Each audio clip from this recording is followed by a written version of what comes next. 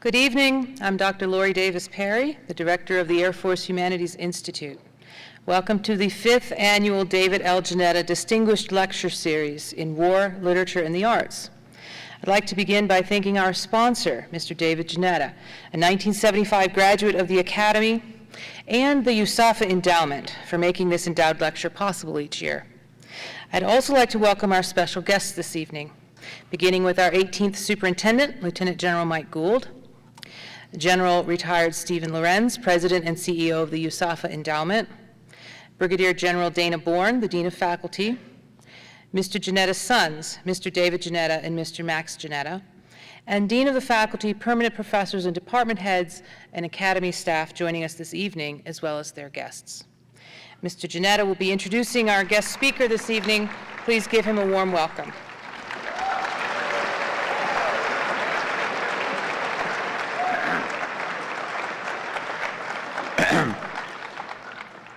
Well, thank you. It's a real pleasure to be back once again this year. I'm especially thrilled. My son Max is with me tonight for the first time in a long time here at the Academy. And Max is 21 and similar in age to many of you. And I asked Max, I said, you know, you're at the same age. Give me a good joke to warm up the crowd and get things going for Mr. Bowden. And he said, well, yeah, Dad, I've got a great one. He said there were two peanuts walking across the road, and one was assaulted. Now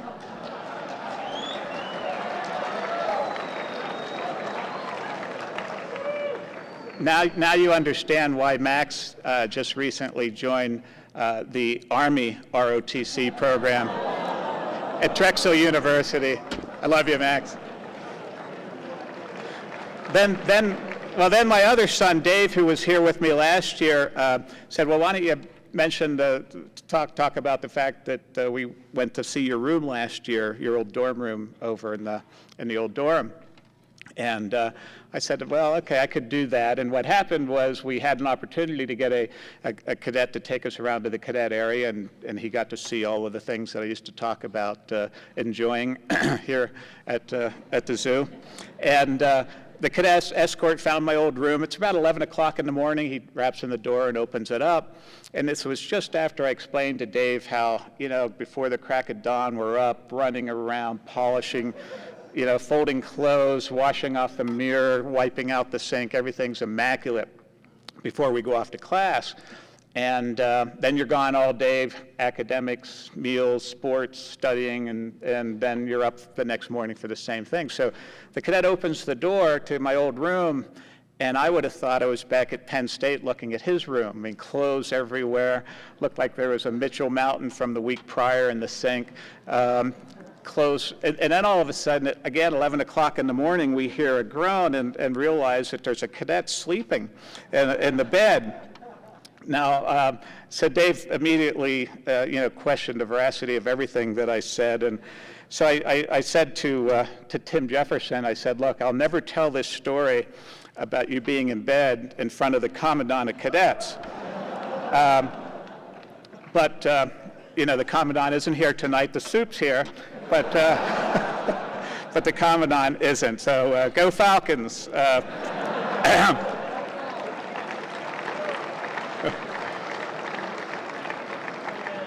And finally, speaking of General Gould, he was gracious enough with his bride to come back to my class of 75, had the 35th reunion last summer.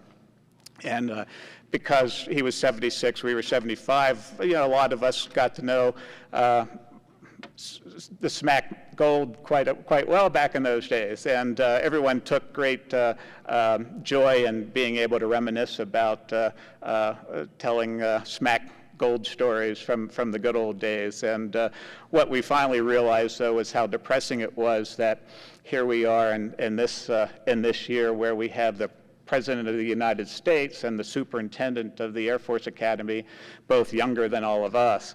So it was actually sort of depressing. But another point there is look around, because one of you will be back here in another 30 or 35 years as superintendent. I can guarantee you that. Speaking of old, Mark Bowden is actually older than me.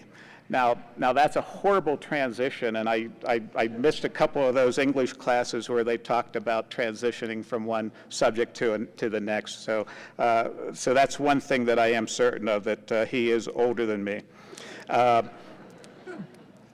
Instead of going into a long introduction, I want to just briefly mention 3 books that I hope everyone here will read if you haven't already. The first, obviously, is Blackhawk Down, and I'll assume most of you have at least seen the movie and looked at the book. It's just a riveting close-up account of the '93 firefight in Mogadishu, and I know that Mark's going to talk a little bit about that book tonight, but it's been credited as probably one of the most vivid and thorough reports of modern combat ever written. And if you've just seen the movie, you really need to go back and read the book, because there's so much more detail in the book. The next book of Mark's that I've read was The Guest of the Ayatollah, and this was, again, a very riveting chronicle of the Iranian hostage crisis, which really was America's first battle with militant Islam. And Mr. Bowden tells this sweeping story again through the eyes of the hostages and through the eyes of the hostage takers, as well as the diplomats that were trying to get them out, and also this new group of special forces folks that have been put together to try to get them out. Very detailed, suspenseful account of a story that really gripped this country for 444 days and then long into the future. Finally, a book called Killing Pablo, The Hunt for the World's Greatest Outlaw. If you haven't seen this, and there are a lot of similar themes throughout the books, believe it or not, but this is the story of the violent rise of Pablo Escobar, the head of the Colombian cocaine cartel. This criminal empire literally held the nation of Colombia, 30 million people, hostage in a reign of terror that would only end with his death. And Mark was able to expose details that were never revealed about the U.S.-led covert operation, 16-month covert operation, and had great access with all the players. There was a quote from the LA Times, a story of how the U.S. Army Intelligence and Delta Force commandos helped Colombia police track down and kill Pablo Escobar, is a compelling, almost Shakespearean tale. Now, Mr. Bowden may have wished he saved that title, The Hunt for the World's Greatest Outlaw, because one of his current projects is a book that he's writing that's going to chronicle the last days of Osama bin Laden, and in fact the search and the last days of Osama bin Laden. I'll guarantee we had an opportunity to have dinner a couple of weeks ago, and I asked, well, when do you think it will be finished? And he said it'll be finished when it's finished. That it's not something that you rush into, that you take your time and do thoroughly. But there's no doubt in my mind that once that book is published, it will be forevermore the definitive textbook on killing the world's greatest terrorist. So the author of more than 10 books, writer of over 8 screen projects, winner of all sorts of prestigious awards, both nationally and internationally, it's a pleasure for me to introduce Mark Bowden. Mark.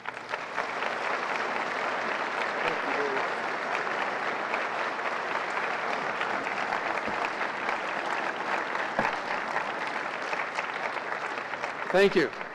Thanks for coming. Thank you to the Academy and the Academy Foundation, and to Dave for sponsoring my trip here. I'm honored to be invited to talk to you all. And Dave, I will not hold your youth and inexperience against you. I'm going to talk a little bit tonight about how the book Blackhawk Down was researched, and I hope in the process kind of maybe demystify what we reporters, what we journalists do and how we do it. One of the problems of writing nonfiction books is that people tend to assume that you are an expert in the entire subject matter that you've just written about, a broad expert. And the truth is that I am about as thoroughgoing a civilian as you will ever meet. I started out as a newspaper reporter right when I got out of college, And as I told one fellow in Washington once who asked me, and in fact, Professor Anderson asked me the same question earlier today, if I had a security clearance, that no, I would not have a security clearance. I would have a negative security clearance. I'm a reporter. I'm the kind of person they try to keep information from. I, nevertheless, after Blackhawk Down came out, was frequently mistaken for an expert in military history and tactics and weaponry.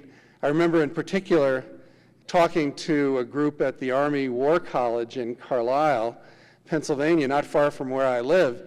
And at the end of my talk, a colonel in the back of the room raised his hand and asked me if I thought Bradley armored vehicles should have been part of the force protection package in Mogadishu.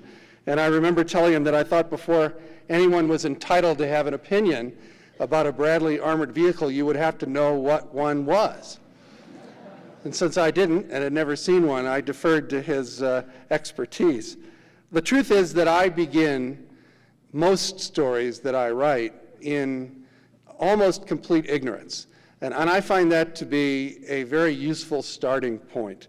I'm drawn to stories for reasons often that I can't fully explain, even when I'm finished.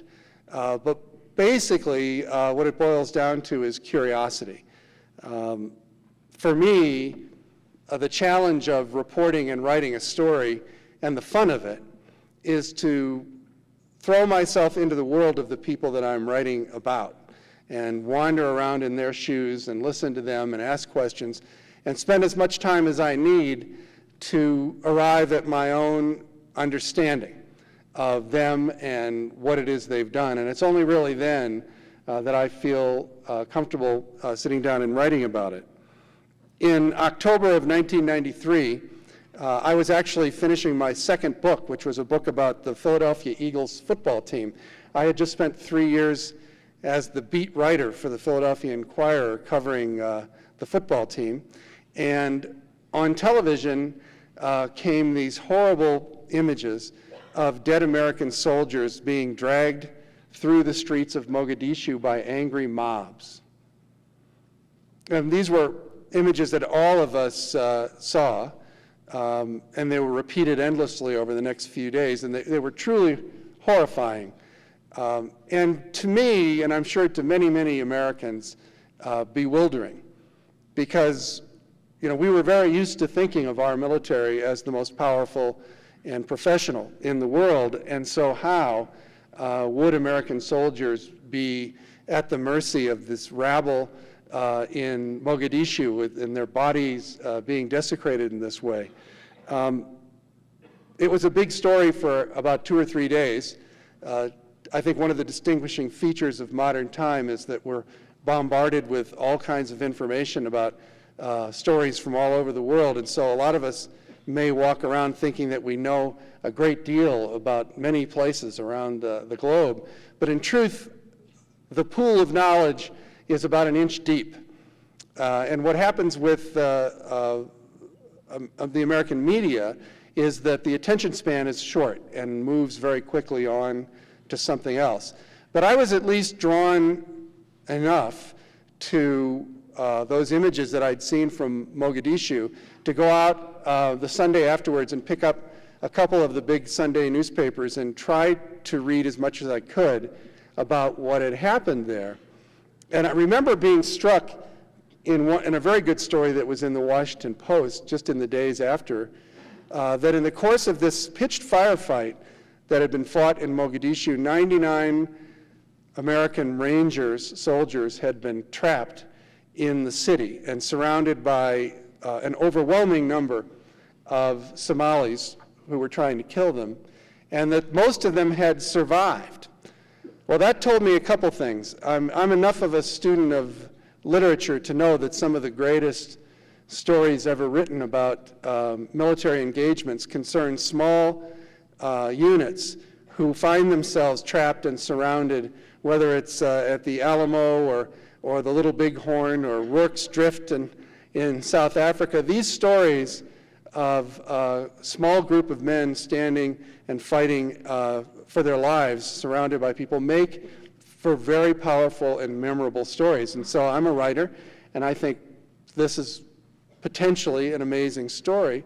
And also, fortunately, most of the Americans who were engaged in that combat made it out alive. So that told me another thing as a reporter, that I could get that story if I could find those people. So I resolved to try and learn more about what happened in the Battle of Mogadishu. Now, I knew next to nothing about the American military, about Somalia. All I knew about our deployment to Somalia was that we had sent troops there at the end of 1992 to end a famine. And by all accounts, we had ended the famine and saved the lives of hundreds of thousands of Somalis. So seeing these images and knowing about this fight that had happened some 9 months later did not compute for me. I didn't understand how you got from point A to point B. But by the same token, I didn't have a good idea of how to get that story. So I did what just about anyone would do in my position. I called the Pentagon and asked to speak to someone in media affairs and said, I'm a writer, I want to write a story about the Battle of Mogadishu. Could you help me? And I remember distinctly the major who took my call said, well, what do you want us to do for you? And I said, well, if you could put me in touch with the men who survived, who fought there, that would be great. That would get me started. And he said, well, a lot of those men are in units that are off limits to the press. It had been, maybe 6 months to a year since the battle took place, and being the go-getter that I am, it took me months to get around to make this call. He said some of these guys are out of the Army, they've gone, so many of them are in different units. So I'll tell you what, if you can give me a list of the names of the men you want to interview and what units they're in now, I'll see if I can set something up. Well, for me, that was like hitting a brick wall. I needed their help to find these guys, and so he had effectively gotten rid of me. As I said, I didn't pursue the story aggressively because I didn't know how to go about it, but I found myself about a year later working on a Sunday magazine article for the Philadelphia Inquirer. We used to do, back when I worked at the Inquirer and they had a Sunday magazine, we would do a major cover story on each of the candidates for president. And Bill Clinton was running for re-election, and I was assigned to write the profile of Bill Clinton, which was kind of the booby prize as far as I was concerned. Not because I necessarily had ill will toward the president, but try to write an original story about the President of the United States. This is the most written about photographed person in the world in the previous 4 years, and short of getting to go hang out with him at Camp David for a weekend, which was not about to happen, what was I going to write about Bill Clinton that was worth anybody's time reading? So I hit upon the idea of writing a story about Clinton through the eyes of a number of individuals who had had dealings with him in the previous 4 years. And one of those vignettes that I decided to go after was a meeting I had read about at the White House between some of the family members of men who had been killed in Mogadishu and the president. I thought that would be a powerful story to tell because there was a lot of ill will toward the administration over what had happened in Mogadishu. And I wondered how President Clinton would have handled that session. So I began looking up family members, parents for the most part, of young men who had been killed. One of them was a fellow named Jim Smith. Those of you who've read the book and seen the movie will recognize the name Jamie Smith. He was the 18-year-old Ranger who bled to death in the course of the fight. He took a round to his femoral artery, and his buddies in his unit did their best to keep him alive, but he ultimately bled to death. Of course, I knew none of this at the time. I knew, though, that Jim Smith lived not that far from where I did. He lived up in northern New Jersey, and I live in Pennsylvania, so I I prefer to speak to people in person when I can. So I drove up to meet him, and we talked about his meeting with Clinton. And when we were done, I asked him about his son and if he had learned exactly what had happened with his son during the Battle of Mogadishu. And he told me that he had not, that he knew very little about his son's death. He knew very little about what had happened there. And I just assumed at that point that somebody within the military had documented that episode thoroughly. Somebody must have written a detailed accounting of what happened during that battle. And I asked Jim, isn't there something like that? And he said, not to his knowledge. So I told him, well, you know, I've wanted to do this. I've wanted to write a story, a book about the battle, and I don't really know how to get started. But we both shared an interest in the writer Cornelius Ryan, who maybe some of you have heard of. He wrote 2 wonderful books about World War II, The Longest Day and A Bridge Too Far, which were subsequently made into films. I'd long admired his work, and I told Jim that I would like to do the kind of book about that battle that Cornelius Ryan had done during World War II. So he really, thankfully, remembered that. And about 6 months later, I got an invitation in the mail to a little ceremony at the Picatinny Arsenal up in northern New Jersey, where they were dedicating a small building to the memory of Jamie Smith. And I remember looking at this invitation and thinking, you know, that's about a 3-hour drive in one direction for me, and I'll be sitting probably on a folding chair listening to martial music and speeches and then driving home for 3 hours. And it wasn't that appealing a thing for me, but I felt for Jim's loss. I have sons of my own. I felt like if he had invited me, I really ought to go. Well, it turns out he knew something that I didn't know yet, and that is that the men who served with Jamie would be at that ceremony.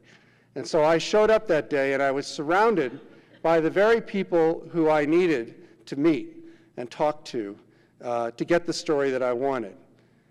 Now, it probably won't come as a surprise to you all that a lot of folks in the military do not have a high opinion of journalists. And I know that I would never have gotten started with this story if Jim Smith hadn't introduced me to these men at that ceremony and asked them to help me. And one by one they said, yes, sir, I'll speak to you, sir. Here's the unit that I'm in right now. So I was then able to go back to the Pentagon Media Affairs and say, okay, here's the list. And here are the guys, and here are the units that they're in, and that's what got me started on the story of Blackhawk Down. The first round of interviews that I did was at Fort Benning in Columbus, Georgia, and I spent 2 days interviewing 8 young Rangers. And I remember I was talking to someone about this at dinner. I had very little experience, as I said, with the military, and frankly, in my era, when I was in college, which was toward the tail end of the Vietnam War, the people I knew who were going into the service were going in unwillingly and tended to be knuckleheads, to be honest. They were folks who were flunking out of college or couldn't figure out a way to avoid being drafted. And so I had this idea that these Rangers were going to be difficult interviews, that they probably wouldn't be that reflective about their experience, that they probably would not in every case be very articulate, and I sort of prepared myself to really kind of drag this story out of these soldiers. Well, needless to say, I was as wrong as a person could be. These were some of the brightest, most sensitive, articulate young men that I'd ever interviewed. And it was almost as though they had been waiting for several years for someone to come ask them to talk about what had happened to them there that day. And I really began that work on Blackhawk Down just listening to hours and hours and hours of stories from one soldier after the next.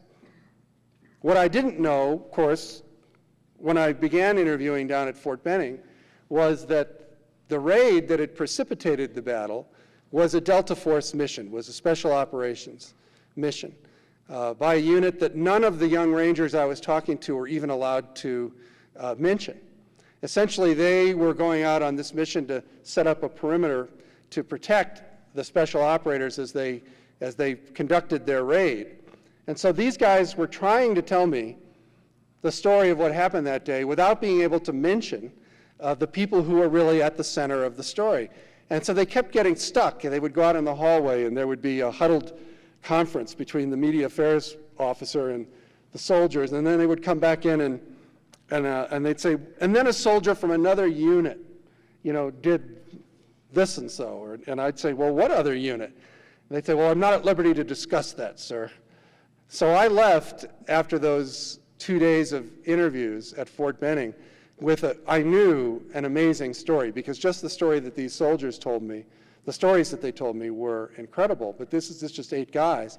And I also knew that there was something about this mission that I knew nothing about, and I had a long way to go before I could understand what had happened there. Well, at the end of each of those interviews, one of the questions that I always asked folks is, who else should I talk to? And each of those soldiers had lists of young men they had served with there in Mogadishu, many of whom were no longer in the Army. They had phone numbers and connections. So when I left Fort Benning, I started contacting all these other guys. And you would be amazed at how much more a guy in his basement in Cleveland with a beer in his hand will tell you than a ranger at Fort Benning with the public affairs officer sitting next to him. Gradually, the story of Blackhawk Down began to emerge soldier by soldier. I learned about that battle one story at a time, sort of constructing a complex mosaic in my mind. And literally, I have to say, it never really occurred to me when I started down this road, but it suddenly occurred to me months into the work that I was going to have to go to Mogadishu. As all of us know, as I particularly knew, there's 2 sides to every story, and of no story would that be more true than a battle. And I knew that the kind of book that I wanted to write had to be informed by both sides of this fight, but there was no way that I was going to get that Somali story without going to Somalia. So I was faced with, yet again, a task that I had no idea how to accomplish. So I called the State Department, and I explained that I wanted to travel to Mogadishu, and I asked if he could give me any advice, the guy on the Africa desk, and he says, yeah, I'll give you some advice. Don't go. Well, I said to him, I'm a little more determined than that, but I would at least like to explore the possibility of getting there. So he was kind enough to refer me to a Somali gentleman named Ali Gulaid, who was staying at the Watergate Hotel in Washington, purporting to be the ambassador to the United States from Somalia, which is kind of a neat trick, there being no government in Somalia. But it turns out, I went down and met Ali, that he was working in Washington as a representative of the Klan, the Haber-Gitter clan, the one that actually had fought against American forces. And I met Ali and took him to lunch and explained what I was trying to do. And he said, this is very interesting. Why don't you come back next week and we'll discuss this some more. So I went back the next week and took him out for another 4-course meal, at the end of which he said, I'm intrigued by this. Come back next week. We'll talk about it more. And I said, Ali, I can't just keep buying you lunch. I'm serious about this. I want to try and get there.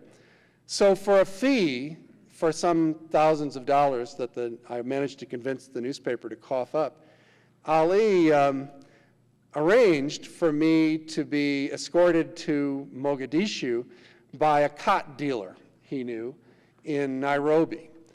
Khat is this drug that, if you've read the book, you know what I'm talking about. It's a very popular sort of a cultural phenomenon in Somalia, and the men there, a lot of the men there chew khat all afternoon and get all fired up.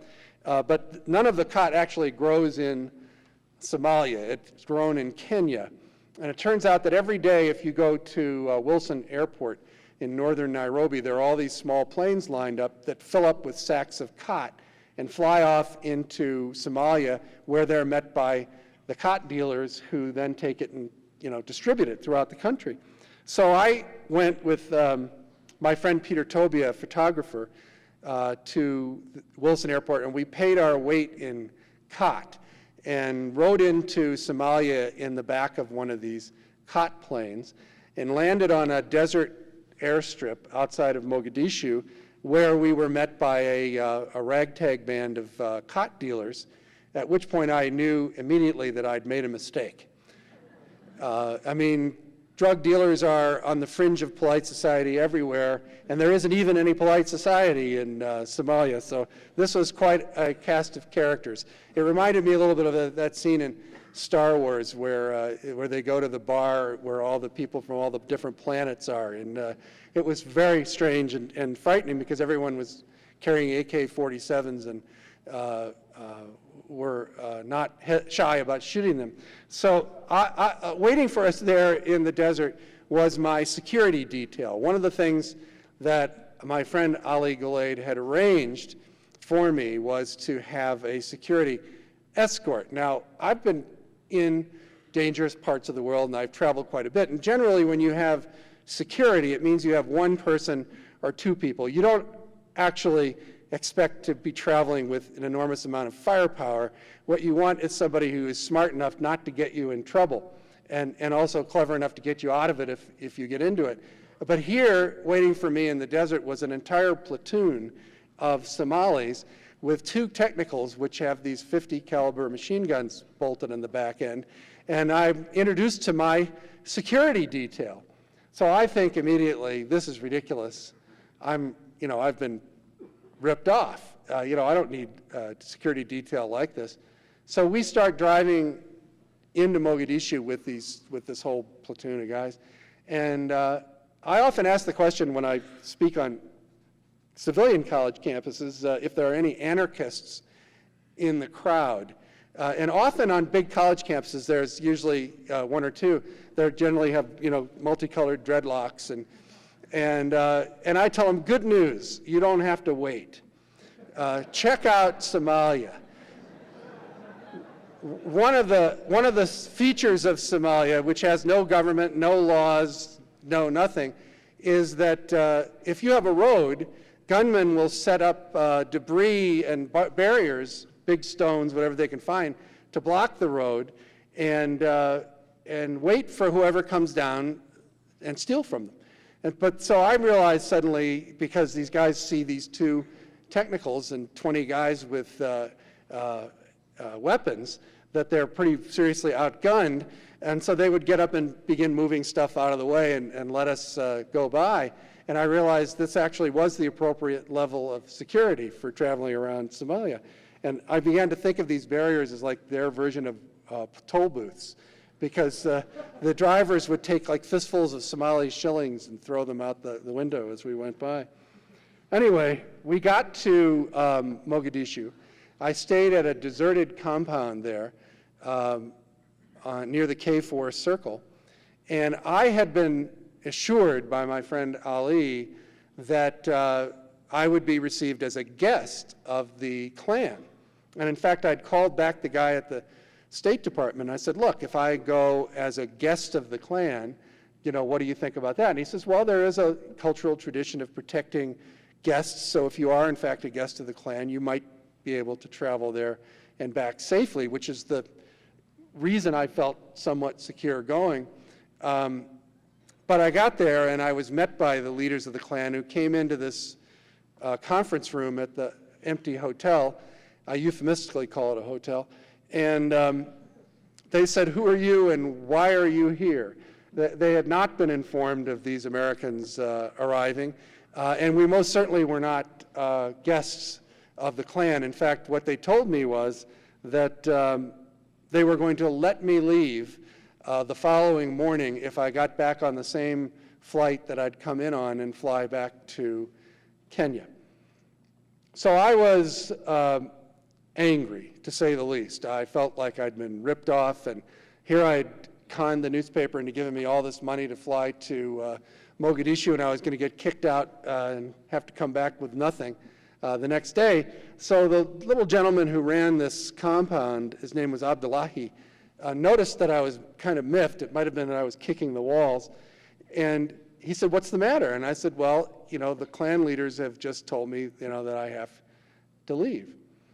He said, "Well, just because the Klan says you have to leave doesn't mean you have to leave."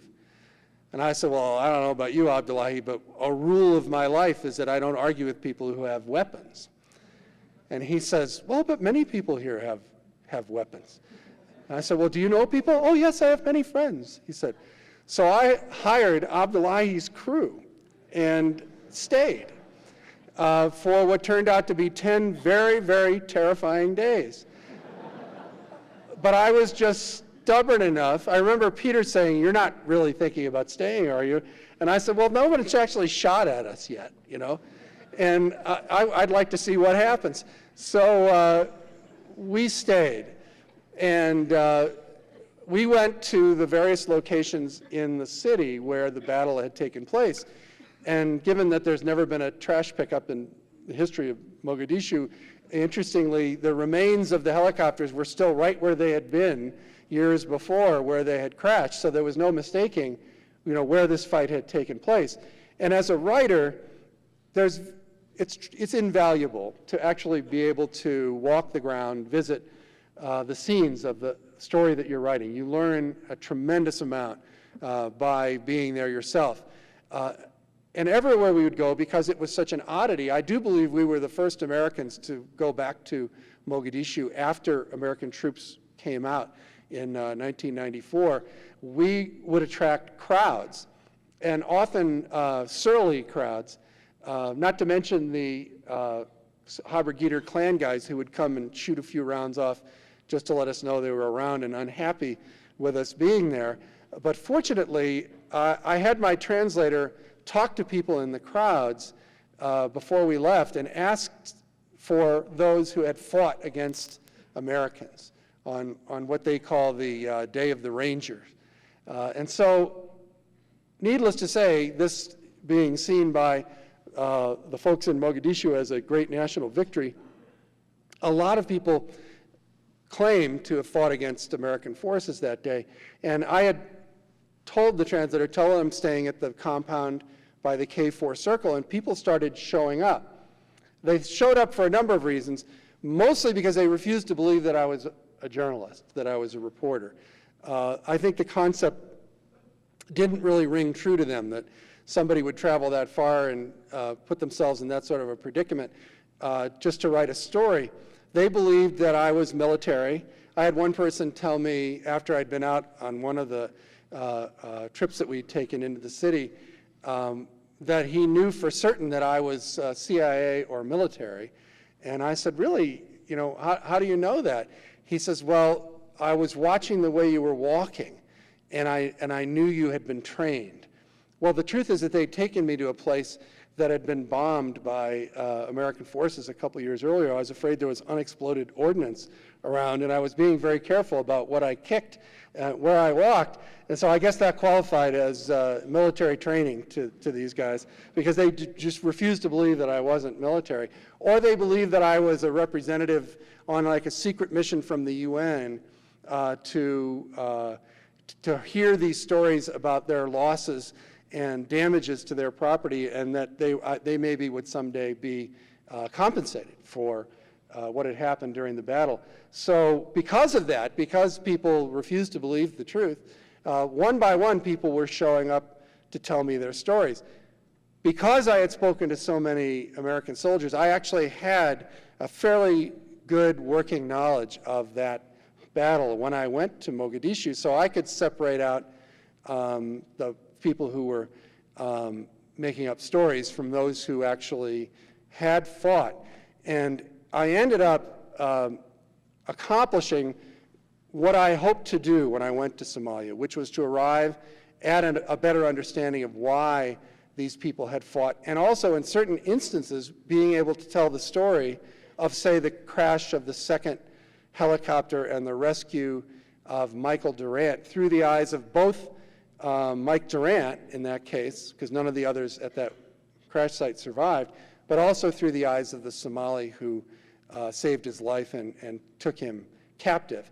So when my money ran out in Mogadishu, I was driven back out to the desert and flew back to Nairobi. And I remember the customs guy sitting at a little table at the end of the runway at Wilson Airport, checking the papers of everyone who came in. And he was shocked to see Peter and I arriving on this flight from Mogadishu. And he said, are you coming from Somalia? And I said, yeah, we're coming back from Somalia. And he said, I'll bet you're glad to be here. And believe me, I was. That trip to Somalia interested a fellow on the National Security Council named Michael Sheehan, who called me and asked if I would have lunch with him to talk about what I had seen and what I'd observed in Somalia while I was there, because he said he didn't, to his knowledge, no American had been there since the fighting had taken place, and he was just curious to find out what I had seen. And so I went down and met with him, and he asked me why on earth I went, and I said, well, I'm trying to write a book about the Battle of Mogadishu. And he said that he felt that was one of the most significant military episodes in modern times, and that it had a tremendous impact on the Clinton administration. And he was delighted that somebody was researching this. So he began to arrange for me to report this story from the top down. I had built this story literally soldier by soldier from the ground up. And now, something that I never imagined would happen, I had access to the chain of command, to officers in a position to give me detailed information about what had happened. And I remember visiting at one of the commanders, who shall go unnamed, involved in this episode, and interviewing him in his office. And at the end of the interview, he said, oddly to me, I'm going to be going out of town for a couple days, but I'm going to let you use my office if you want for the next couple days. And I said, well, I don't need, thank you very much, but I was here to interview you. I'm done. I don't have any need to use your office. Yeah, you're going to want to use my office, he said. And while you're in my office, there's this box over in the corner. You just might want to take a peek at what's in that box. So I showed up the next day. He wasn't there. The door was open. The box was full of documentary evidence about the Battle of Mogadishu, videotapes of the battle, audio tapes of all of the radio traffic from the ground to the air, detailed timelines of everything that had happened over the course of the fight, transcripts of all the radio traffic. So I was able then to take this mosaic that I had assembled, soldier by soldier, individual by individual, and plug it into an official overview and with an actual transcript of what had happened. In short, I had, I think, more information when I finished the reporting for that book, arguably, than any writer in history has had to tell the story of a battle. And that's not because I'm the greatest historian or reporter in the world. It's because in modern times, the technology exists to film a battle like that from overhead. I mean, certainly though people who've tried to write about the Alamo didn't get to watch video of the fight and didn't have actual transcripts of dialogue that took place during the fight, didn't have master lists of everyone who was injured and exactly how they had been injured in the fight. So I was the beneficiary of just a tremendous amount of information. And I think I was because the men who fought in that battle felt that, number one, it was going to be forgotten, and number two, that it was badly misunderstood within the military itself about what had happened. And they wanted, I believe, somebody to tell the story right. And I was the beneficiary of that desire. And the book, Blackhawk Down, is the end result. It started in ignorance. And I think I'll leave you with a couple of thoughts. One is,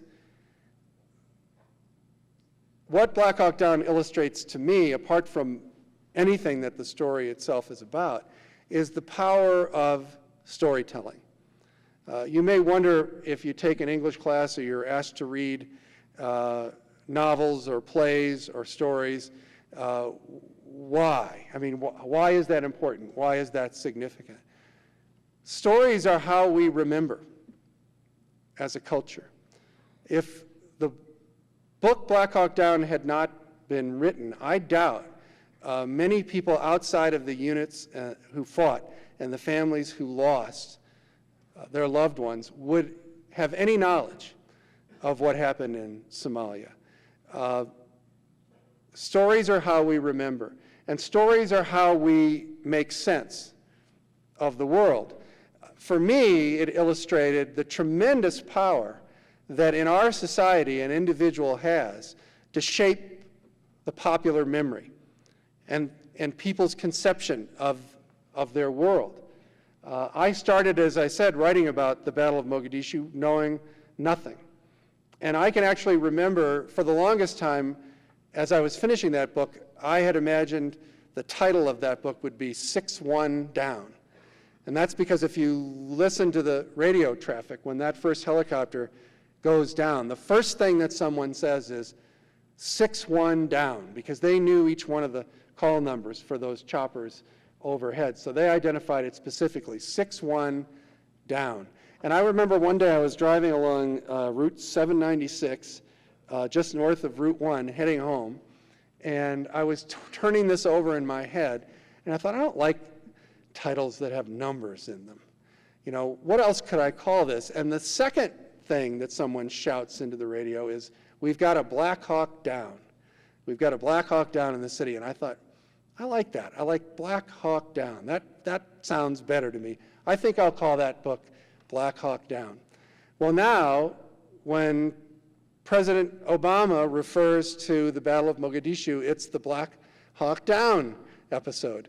And so it illustrates for me how one individual, on the basis of my own curiosity and the work that I was able to do and the help that I got, managed to take an event and place it in our popular memory, something that will not readily be forgotten. And to me, one of the most satisfying things about having written that book is when I meet guys like Clay Othick, who took a round through his forearm in the middle of that fight, and he's fine, he's healed up well, but he has a big, ugly scar on his arm. And he said, before you wrote that book, people would ask me, how did you get that scar? And he said, well, I was wounded in the Battle of Mogadishu. And they would say, really, what was that?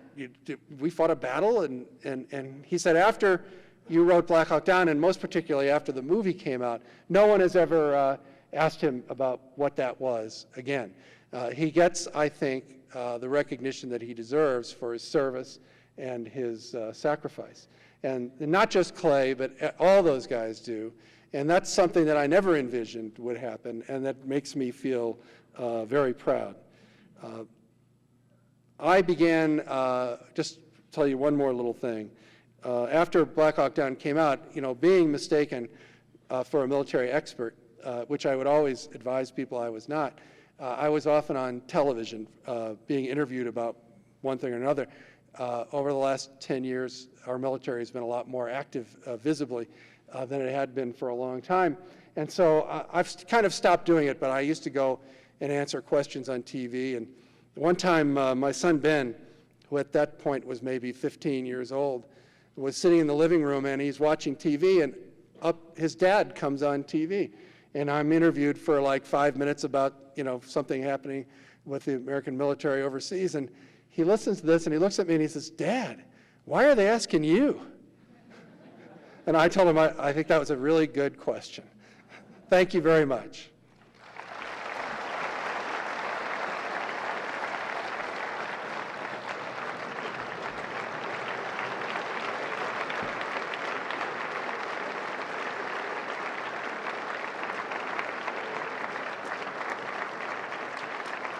Thank you.